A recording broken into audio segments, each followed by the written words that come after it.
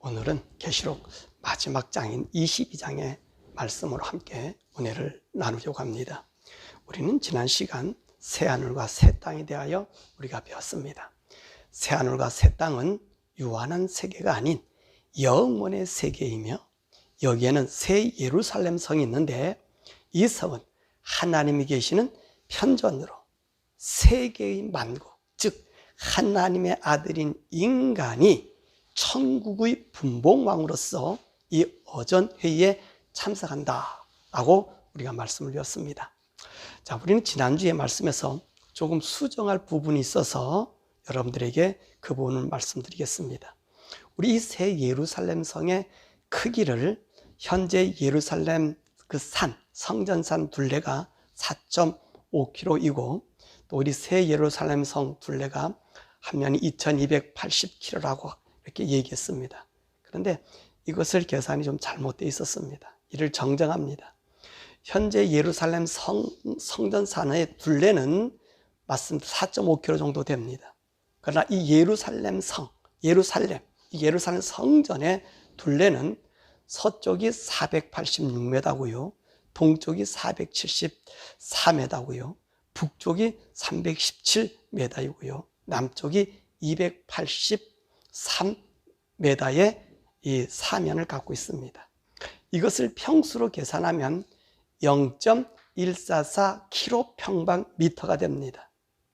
그러나 우리 새 예루살렘 성전은, 하늘에 있는 새 예루살렘 성전은 2280km의 사방에 둘러싸 있기 때문에 이 성은 519만 8,400평방킬로미터가 되는 거예요.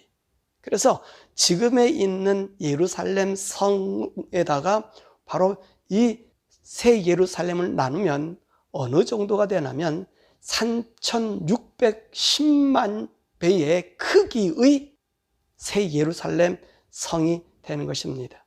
그래서 지난주에는 이 크기가 16,072배다 그렇게 얘기했는데, 이것이 잘못되었음을 얘기합니다. 우리 새 예루살렘 성전은 지금에 있는 예루살렘 성보다 얼마나 더 크다고요? 3,610만 배, 36,100,000 times의 크기를 갖고 있습니다. 그래서 여러분들에게 그 부분이 잘못됐음을 시정해 드립니다. 자, 오늘은 계시록의 마지막의 말씀으로 우리 예수님은 우리에게 당부하신 말씀과 이 사도 요한이 이 영광스러운 새 예루살렘 이 모습을 보고, 이 천국의 모습을 보고 너무나 감동된 마음으로 아멘 주 예수여 어서 오십시오 라고 하는 이 기대감의 말씀을 함께 나누려고 합니다. 자, 그러면 천국은 어떤 것인가? 1절에서 5절에 말씀하고 계십니다. 첫 번째로 이 천국에는요, 생수의 강이 흐르는 곳입니다. 이 생수의 강이라는 말은 영원한 생명을 유지시켜 주시는 강물이라는 말씀입니다.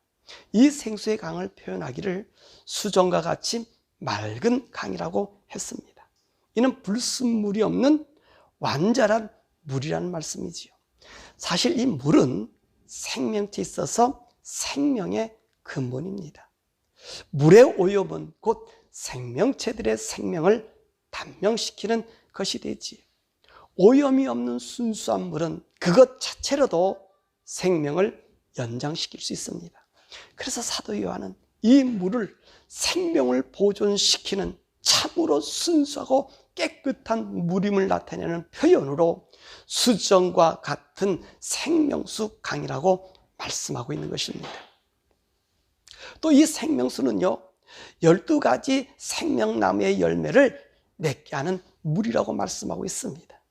이 생수의 강이 이 길 가운데로 흐르는데, 강 옆에는 12가지 과일을 맺는 생명나무의 이 공급원이 된다는 것입니다. 인간은요, 이 생명과일을 먹지 못하였습니다. 하나님께서 아담과 하와에게 이 영원한 생명나무 열매를 주셨지만, 이들은요, 이 과일을 먹지 못하고 에덴 동산에서 쫓겨났습니다. 그런데 우리 하나님이 이 과일을 천상에 두어서 이 과일을 먹게 하십니다. 이 생명나무 과일은 어떤 것입니까? 이것은 영생하는 열매입니다. 아마도 우리 성도들이 천상에서 먹는 생명의 근원의 양식이 아닌가 생각이 됩니다. 이 과일을 바로 이 생명수 강물이 자라게 하고 또 열매를 맺게 합니다. 그래서 천국은요, 오직 영생을 위해 존재하는 곳임을 알 수 있는 것입니다.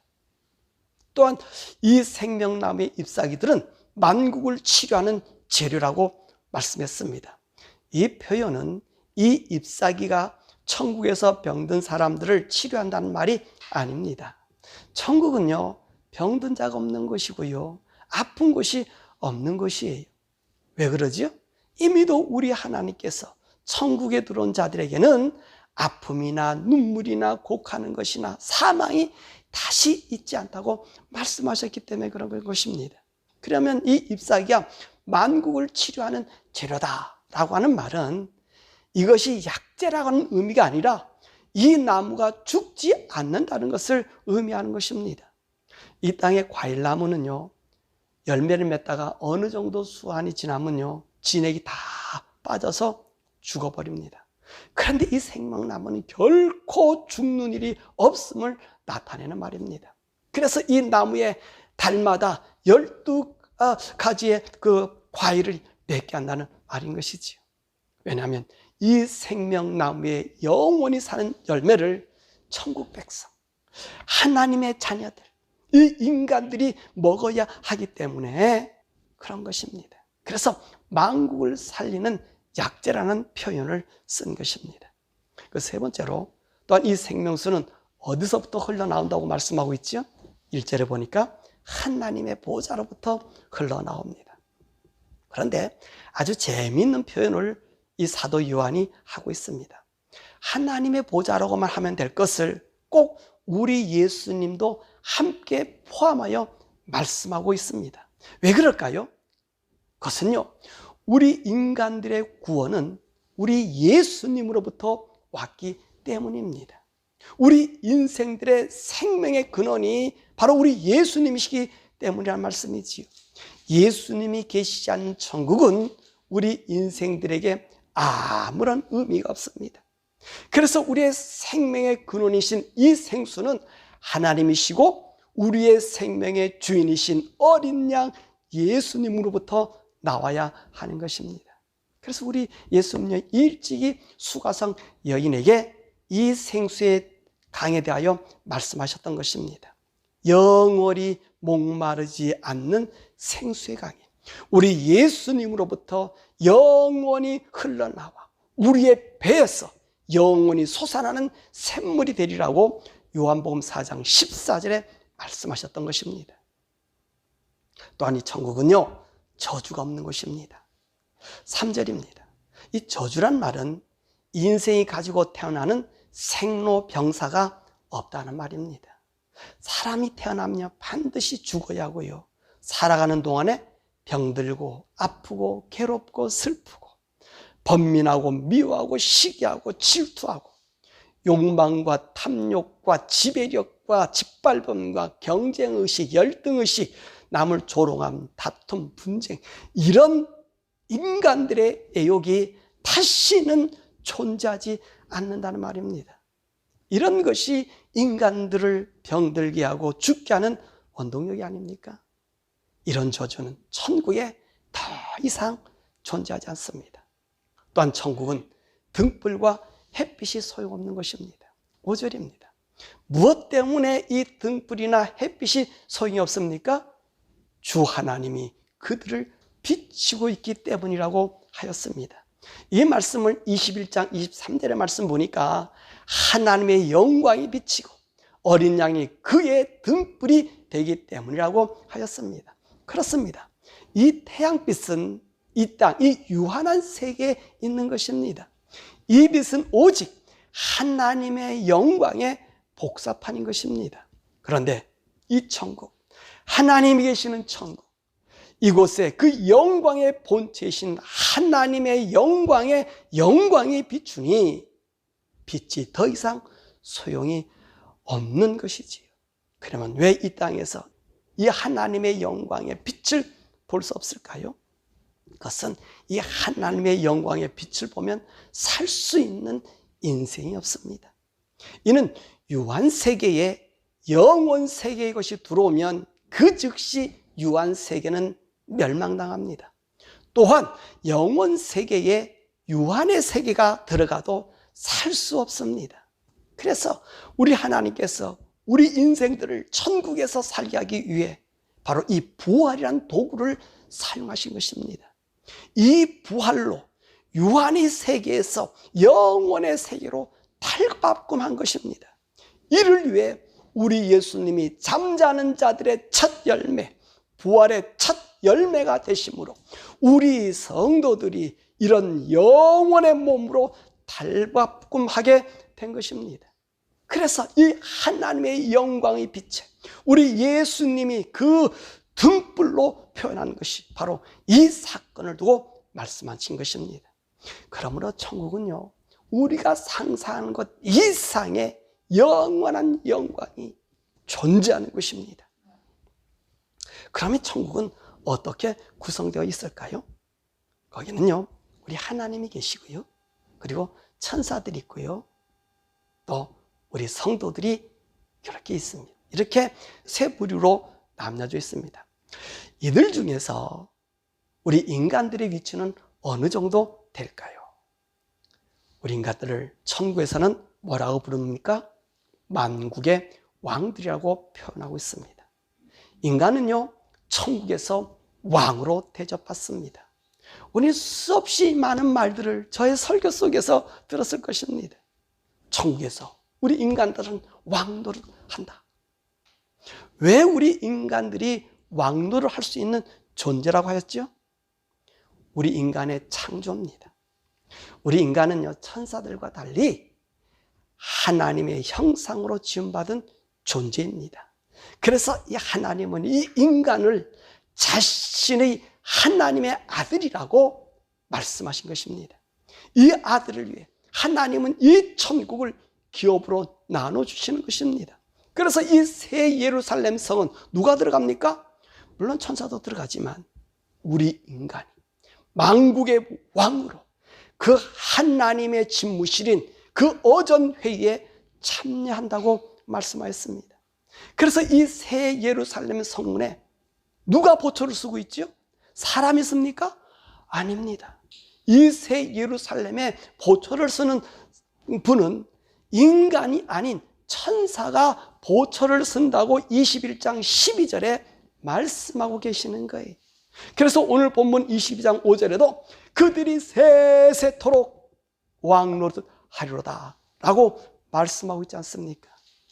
그러므로 우리 구원받은 하나님의 자녀들은 영원한 분봉왕으로 하늘의 지위를 가지고 산다는 것입니다. 그러면 이 왕이 된 인간들에게는 그 특징이 있습니다. 그 특징이 무엇일까요? 4절입니다. 하나님의 이름이 그들의 이마에 써져 있더라는 것입니다. 왜 이들에게 이 하나님의 이름이 기록되어 있을까요?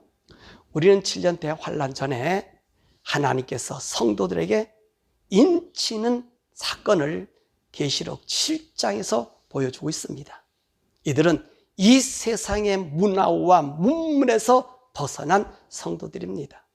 이들을 향하여 흰옷, 세마포를 입은 자들이라고 말씀하였습니다. 바로 이런 분들, 즉 구원받은 사람들, 예수님의 피로 구원받은 성도들에게는 이 예수님의 구원의 이름이 그들 이마에 쓰여져 있는 것입니다. 뿐만 아니라 이들 또한 어린 양의 생명책에 그 이름이 기록된 사람들입니다. 이분들만 천국에 있게 되는 것이지요. 물론 구약의 성도들도 이미 천국에 있습니다. 이들은 계시록의 말씀을 보면 예수님의 말씀을 전하는 천사들의 일을 하고 있는 것을 보여줍니다. 그래서 그 말씀이 22장 오늘 8절에서 9절에서 그 말씀이 있고요, 19장 9절에서 10절에도 그와 같은 말씀들이 기록되어 있습니다. 자, 이처럼 천국에서 왕권을 가지려면 어떤 신앙 생활을 이 땅에서 해야 합니까? 14절에서 15절의 말씀입니다. 자, 우리 함께 읽어보도록 하겠습니다. 14절에서 15절의 말씀입니다. 시작. 자기 두루마기를 빠는 자들은 복이 있으리니 이는 그들이 생명나무에 나아가며 문들을 통하여 성에 들어갈 권세를 받으려 함이로다. 개들과 점술가들과 음행하는 자들과 살인자들과 우상 숭배자들과 및 거짓말을 좋아하며 지어내는 자는 다 성 밖에 있으리라. 아멘. 자, 어떤 사람이 오늘 하늘나라 천국에서 이 왕권을 가진다 그랬죠? 자기 두루마기를 빠는 자. 이 두루마기는 자신들의 옷입니다. 자신들의 옷을 빨아야 된다는 말입니다. 구원의 세마포 옷을 이 말씀은 유지하라고 하는 말씀입니다. 우리는 이런 말을 듣지요. 한번 구원받으면 영원히 구원받는다. 그래서 구원은 일회성이다 라고 말합니다. 그런데 오늘 말씀은 그렇지 않다라고 말씀하고 있습니다. 우리가 구원을 받았다고 해도 우리의 구원을 이룰 수 있습니다. 우리가 우리의 구원을 지키는 것은 우리의 세마포 옷, 흰옷, 구원받은 영을 계속 유지해야 하는 것입니다. 이것이 더럽혀지면 우리 구원도 상실합니다. 그래서 계시록 7장 14절에서도 흰옷 입은 사람들을 뭐라고 말씀하고 있습니까? 어린 양의 피에 그 옷을 씻어 희게 하였다고요 말씀했고요. 19장 7절에서도 그의 아내가 자신을 준비하였다라고 했고요.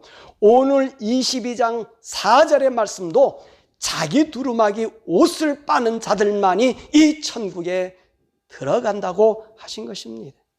그러므로 내가 예수님을 구원의 주로 믿었다고 해서 다 천국에 들어갈 수 있는 것은 아닙니다. 오직 우리 구원받음을 유지해야 한다는 것입니다. 그래서 바울도 빌립보서 2장 12절의 말씀 보니까 항상 복종하며 두렵고 떨림으로 너의 구원을 이루라 그렇게 말씀하셨고요. 베드로 사도도 베드로전서 1장 9절에 믿음의 결국은 영원 구원이라 이렇게 말씀하시면서 이 베드로 전후서의 모든 말씀에 정리하는 베드로서 3장 10절에서 13절에서는 너희가 새 하늘과 새 땅에 들어가려면 우리는 거룩한 행실과 경건함으로 그날을 사모해야 된다라고 말씀하신 것입니다. 그러므로 이 천국에 들어가는 사람은 일회성으로 영원히 구원받는 것은 아닙니다. 구원을 받은 자들은 이 구원을 유지하도록 힘써야 하는 것입니다. 이렇게 천국의 왕이 되는 하나님의 자녀들이 우리가 될 수 있다는 것이지. 그러면 이 하나님의 자녀들은 어떤 행동을 피하라고 말씀하고 있습니까? 15절의 말씀입니다. 다시 한번 읽어볼까요? 개들과 점술가들과 음행하는 자들과 살인자들과 우상 숭배자들과 및 거짓말을 좋아하며 지어내는 자는 다 성 밖에 있으리라. 자, 여기서요, 다른 것들은 여러분 다 알 수 있는 말이에요. 근데 개들이라는 말이 나왔잖아요. 이 개들이 무슨 의미일까요? 우리는요, 예수님 오실 때가 되면 이 성경의 말씀을 더욱 명확히 밝혀주고 있습니다. 이 지금의 시점으로 봐서는 이 개들은요, 이 세상의 혼합 문화를 말씀하고 있는 것 같습니다. 왜냐하면 유대인의 시각으로 이방인들을 개로 보았습니다. 개는 모든 것을 가리지 않는 성격이지요. 그러니까 이방인들이 모든 것들을 막 섞어버리기 때문입니다. 그러므로 이 마지막에는 이 혼합 문화를 주의해야 되는 것입니다. 사실 이 혼합 문화를 가장 잘 이용하는 곳이 캐톨릭, 천주교고 그리고 우리 기독교입니다. 전통, 옛 기독 신앙은 혼합이 없는 외골수의 신앙이었습니다. 이 신앙으로 인하여 초기 성도들이 핍박의 대상이요 죽임의 대상이 된 겁니다. 그러다가 이 로마 교회가 로마의 멸망을 막기 위해 이방인의 종교와 융합을 하였습니다. 그것이 로마의 주교가 로마 교황이 되는 원동력이 된 것이에요. 이 전통을 로마 교황이 계속 유지하고 지금까지 오는 겁니다. 그래서 앞으로 교황이 적그리스도가 된다고 하는 것이 바로 이 점 때문인 것입니다. 이들은 모든 종교를 혼합합니다.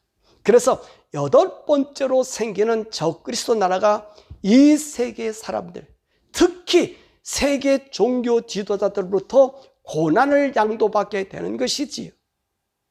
그런데 말입니다. 카톨릭은 그렇다고 쳐도 우리 개신교는 그러지 말아야 되는데, 우리 개신교도 캐톨릭 못지않게 우리의 복음을 혼합시키고 있다는 것입니다. 어떤 면에서는 더 타락하고 있는 모습을 볼 수 있습니다. 그 배경은요, 하나님의 사랑의 오용과 인간 존엄의 보편화와 그리고 하나님의 창조의 능력의 남용입니다. 이것의 결과로 산업이 발달되고 인간이 존중이 되어 모든 사람을 감싸주는 것 같으나, 따지고 보면 오히려 인간을 짐승보다 못한 존재로 전락시키고 있습니다.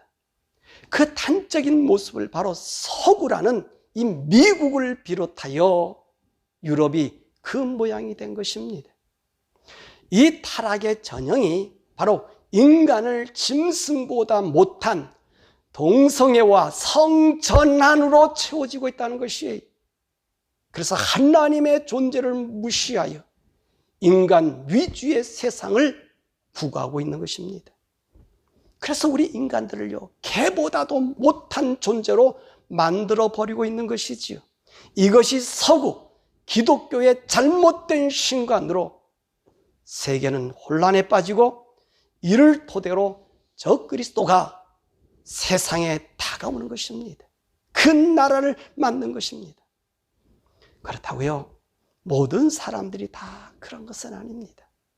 지금도 이것에서 철저히 하나님을 위한 복음으로 사는 삶의 사람들이 아직도 남아 있습니다.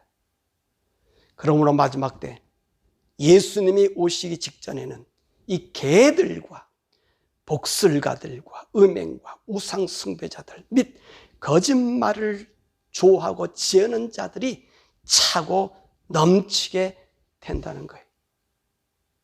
그럼 이 마지막 때에 세상 사람들은 어떤 모습으로 살아갈까요? 10절에서 13절의 말씀입니다. 두 부류로 살아요. 불의한 부류와 의로운 부류로 나누게 됩니다.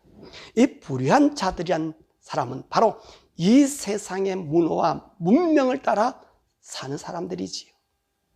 이들이 이 불의를 악으로 생각하지 않고 보편적인 가치로 생각합니다. 그리고 이것이 조화라고 생각하여 하나님의 사랑을 나타내는 방편이라고 말할 것입니다. 그래서 이들은 그 불의가 불의인 줄을 생각지도 않고 행하기 때문에 이들을 더러운 자라고 오늘 성경은 규정하고 있는 것입니다. 자, 의로운 자들은 거룩한 자들로서 바울이 강조한 것처럼 새 속에 물들지 않는 날마다 거룩한 산제사로 드리는 영의 사람들이지요. 이들을 본문은 거룩한 자라고 말씀하고 있습니다. 그래서 이들은 날마다 자신의 옷, 두루마기를 예수님의 보혈로 씻어 세상과 동화하지 않고 의에 거하는 삶을 살아가게 된다는 것입니다. 이 행동들이 말세에는 두드러지게 나타나게 된다는 거예요. 사랑하는 여러분, 저와 여러분들은 의에 속한 자가 되기를 바랍니다. 잠깐이에요. 잠깐의 세상이. 그 세상, 우리가 조금 더 좋은 걸 쓰고 조금 더 누리고 살려고 그러다가 오늘 더러운 자로 불의한 자의 속으로 융화되고 만다는 것입니다. 그러므로 우리는 의로운 자로 살아야 되겠습니다. 마지막으로 우리 예수님이 부탁이 있습니다. 16절에서 20절의 말씀입니다. 이 계시록의 말씀을 증거하시는 분이 예수님 자신임을 소개하고 있습니다.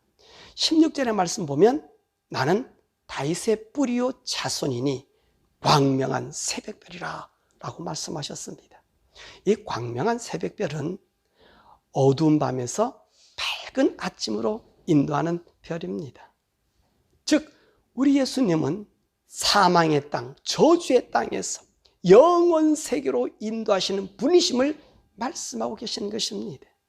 오직 예수님만이 이 세상에서 천국으로 인도하신 분임을 표현한 것입니다. 예수님은 단지 우리 인생들을 천국으로 인도하는 것뿐만 아니라 우리 인생들 위해 준비해 놓으신 것이 있습니다. 그것이 17절인 거예요. 바로 새 예루살렘 성과 생명수인 것입니다. 이것을 어떻게 하고 계시는 거예요? 너에게 값없이 줄 테니 나의 부탁을 꼭 들어달라고 말씀하고 있는 거예요. 그럼 이분의 부탁이 어디 있습니까? 18절과 19절의 말씀이 무슨 말씀이에요?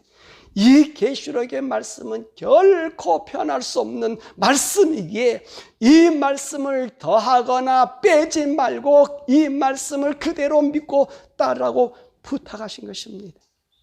만약에 이 말씀에 더하면 7년 대환란의 모든 재앙들을 그 위에 부어지게 될 것이고 이 말씀을 빼서 무시해버리면 생명나무와 거룩한 성에 제하여 버리신다고 말씀하고 계신 것입니다.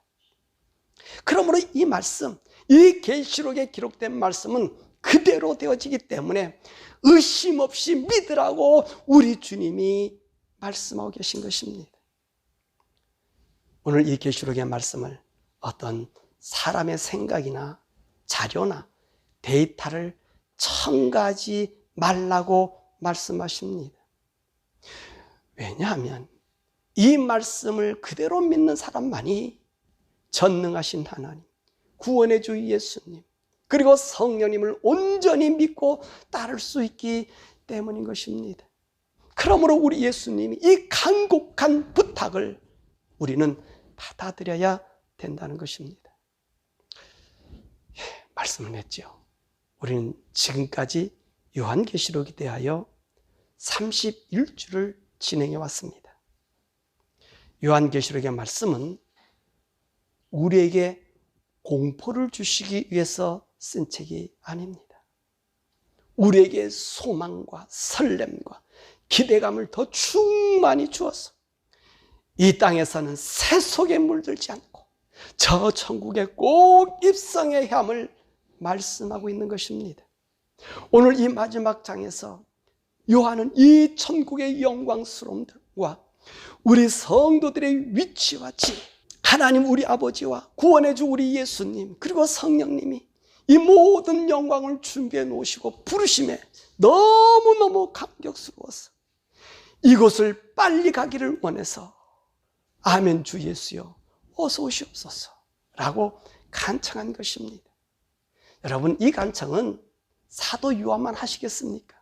만약 여러분들이 그 하늘의 세계를 보았다면 여러분도 그렇게 고백하였을 것입니다.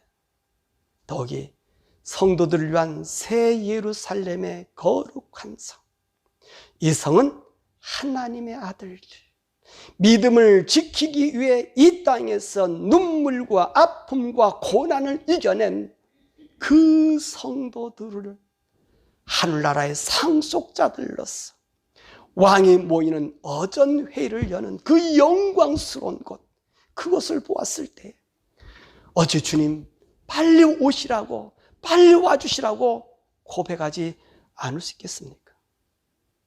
사랑하는 성도 여러분, 우리 모두는 이 천국에 꼭 가야 하겠습니다. 우리는 이 천국을 가야 하기에 이 계시록의 말씀을 그대로 믿어야 합니다. 이 말씀을 그대로 믿지 못하면 우리는 천국에 들어가지 못할 뿐만 아니라 영원한 불, 지옥불, 유황불에 들어가게 됩니다. 아니란 생각으로 내가 예수를 믿었으니 구원받은 것으로 착각하고 우리의 세마포 옷이 더러운 줄도 모르고 세상을 따라 살게 되면 우리를 기다리는 것은 저 천국의 영광이 아니라 지옥의 유황불임을 기억하시기를 바랍니다.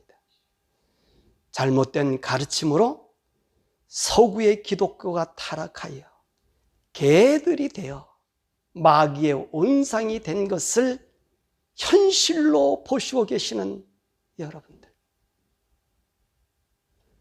힘들어도 고난이 와도 미움을 받더라도 우리의 거룩함을 잊지 마시고 여러분의 구원을 간직하십시오. 그리고 이로 인하여 죽임을 당한다고 하면 오히려 더 기뻐하고 즐거워하여 그 영광스러운 하나님의 왕들의 잔치에 참여하시는 영광스러운 성도가 되시기를 오늘 우리 교회 성도님들과 이 영상을 보시는 우리 성도님들과 모든 분들이 함께 손잡고 그 어전회의에서 하나님을 높이는 분봉한 그들이 되시기를 우리 주 예수 그리스도의 이름으로 간절히 축원합니다.